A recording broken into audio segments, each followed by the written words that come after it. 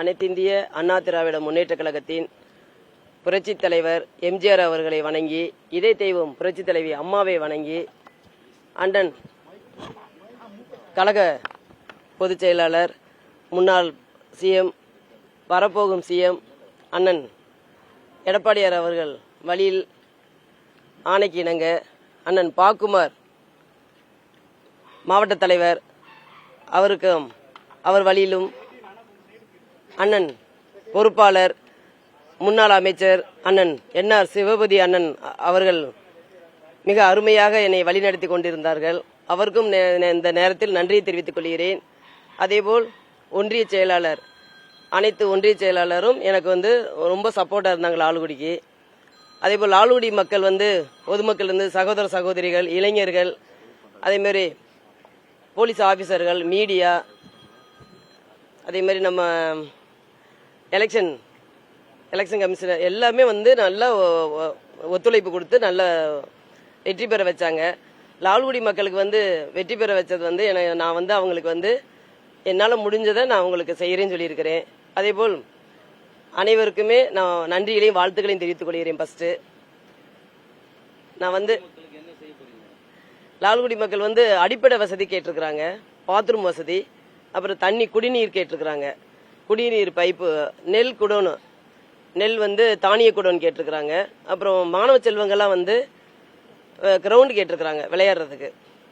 அது மாதிரி நம்ம இளைஞர்களுக்கு வேலை வாய்ப்பு கேட்டிருக்கிறாங்க.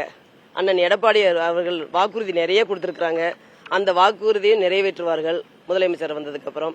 அதேபோல் நாங்களும் அவர் அந்த லால்குடி மக்களுக்கு நம்பர் 1 தொகுதியாக நாங்கள் செய்து கொடுப்போம் என்று நான் கூறிக்கொள்கிறேன். டிமோரோஸ் மார்டின் அது என்னை வெற்றி பெற செய்ததற்காக அவர்களுக்கு அனைத்து பொதுமக்கள், உறவினர்கள், என்னுடைய லால்குடி சொந்தங்கள் தான் சொல்லலாம். அந்த மாதிரி நல்ல வேலை செஞ்சாங்க. ஒன்றிய செயலாளர் சூப்பர் நடேசனா இருக்கட்டும், அதே போல சிவகுமார் அண்ணன், பொன்னிசேகர், அதே மாதிரி நம்ம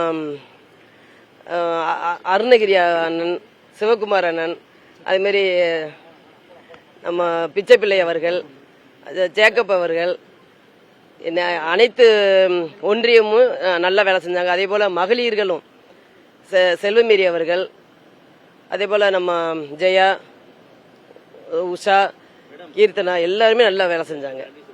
உங்க குடும்பத்திலிருந்து 3 பேர் சட்டமன்ற உறுப்பினரா இப்போ வந்திருக்கிறீங்க. குறிப்பா தமிழகத்துல நீங்க உட்பட 2 பேரும், புதுச்சேரியில ஒருத்தவரும்.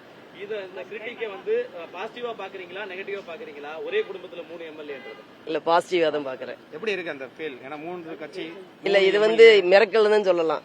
நாங்களே நினைச்சு பார்க்க முடியாத அளவுக்கு தான் வந்திருக்கிறோம் 3 பேருமே. இது எங்களுக்கு நாங்க இறைவன் கொடுத்த கிஃப்ட் தான் இது. தமிழகத்துல 108 இடங்கள்ல வெற்றி பெற்றிருக்கு, ஆட்சி அமைக்கிறதுக்கான முயற்சியில இருக்கு. தமிழக வெற்றி கழகத்தோட இதை எப்படி பாக்குறீங்க?